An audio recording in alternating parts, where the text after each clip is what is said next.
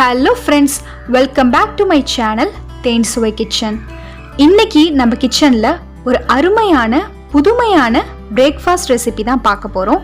So ரொம்ப டேஸ்ட்டாக இருக்கும். ஒரு 2-3 பொருட்களை பயன்படுத்தி ரொம்ப அருமையாக ஹெல்த்தியாக இதை நம்ம ப்ரிப்பேர் பண்ணலாம்.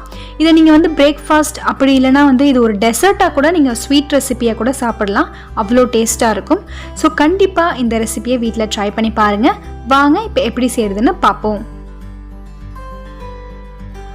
ஒரு பவுல் எடுத்துக்கலாம். அதில் 250 கிராம்ஸ் அளவுக்கு கோதுமை மாவு சேர்த்துக்கிறேன். அது கூடவே அதே மெஷர்மெண்ட் அளவில் 250 கிராம் அளவுக்கு அரிசி மாவு சேர்த்துக்கிறேன்.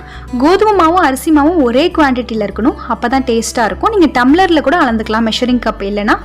அது கூட 4 முட்டை உடச்சி ஊற்றிக்கிறேன். அதில் இருக்கிற வெள்ளையாக அந்த கவுச்சி தன்மையை மட்டும் எடுத்துட்டு கலக்கி சேர்த்துக்கோங்க. கூடவே 1/4 டீஸ்பூன் அளவுக்கு பேக்கிங் சோடா, 1/4 டீஸ்பூன் அளவுக்கு உப்பு, ஒரு தேவையான அளவுக்கு நீங்கள் உப்பு சேர்த்துக்கலாம். எனக்கு 1/4 டீஸ்பூன் தேவைப்பட்டுச்சு. ஸோ இதை நல்லா ஒரு விஸ்கை வச்சு நல்லா மிக்ஸ் பண்ணிக்கோங்க. ஸோ ஒன்ஸ் நல்லா மிக்ஸ் பண்ணிவிட்டு அது கூட 1 கப் அளவுக்கு தண்ணி சேர்த்துக்கிறேன். ஸோ கரெக்டாக நீங்கள் பதம் பார்த்து சேர்த்துக்கலாம். இந்த அளவுக்கு நல்லா க்ரீமியாக எந்த ஒரு லம்ஸ் கட்டிகள் எதுவுமே இல்லாமல் இந்த மாதிரி ஸ்மூத்தாக இருக்கணும். ஸோ அவ்வளோதான், நம்மளோட பேட்டர் ரெடி ஆகிடுச்சு. இப்போது நம்ம அதை ஒரு நான்ஸ்டிக் தவா பேனில் நம்ம ஊற்றிக்கலாம். ஊற்றி ஃப்ளேம் பார்த்தீங்கன்னா நீங்கள் லோவில் வச்சுக்கணும். ரொம்ப ஹையில் வைக்காதீங்க, சீக்கிரமாக அது இதாகிடும், கருகிடும். அதனால நீங்கள் மீடியம் ஃப்ளேமில் வச்சுக்கோங்க. இந்த மாதிரி ஊற்றி நம்ம ஏதாச்சும் ஒரு லிட் இருந்துச்சுன்னா நீங்கள் மேலே மூடி கவர் பண்ணிக்கலாம்.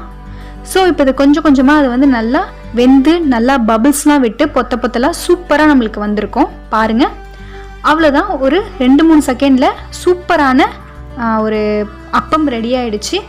இப்போது அதுலேயே அதே மாதிரி குட்டியாக குழந்தைங்களுக்கு ஒரு அட்ராக்ஷனாக இருக்கணும்னு குட்டியாக ஊற்றி நீங்கள் அதையும் சர்வ் பண்ணலாம்.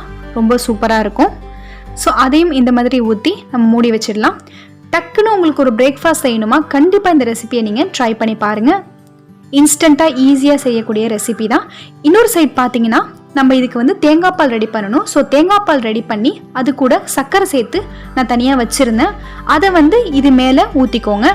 ஸோ இந்த தேங்காய் பால் சர்க்கரை அதோட ஃப்ளேவரே சூப்பராக இருக்கும். அதில் இது நல்லா ஊறி வந்தால் ரொம்ப சாஃப்டாக அருமையாக இருக்கும். ஸோ கண்டிப்பாக இந்த மாதிரி ஒரு காம்பினேஷனில் ட்ரை பண்ணி பாருங்கள். நல்லா ஊற வச்சதுக்கப்புறமா எடுத்து நீங்கள் சர்வ் பண்ணுங்கள். அவ்வளோதான், சூப்பரான டேஸ்டியான ஒரு புதுமையான பிரேக்ஃபாஸ்ட் ரெசிபி ரெடி ஆகிடுச்சு. இந்த ரெசிபியை நீங்களும் வீட்டில் கண்டிப்பாக ட்ரை பண்ணி உங்கள் குழந்தைங்களுக்கு கொடுங்க. ரொம்ப ஹெல்த்தியான ரெசிபியும் கூட. நான் சொன்ன ரெசிபி பிடிச்சிருந்துச்சுன்னா லைக் பண்ணி ஷேர் பண்ணுங்கள். மறக்காமல் நம்ம சேனலுக்கு சப்ஸ்கிரைப் பண்ணுங்கள். தேங்க்யூ ஸோ மச் ஃபார் வாட்சிங்.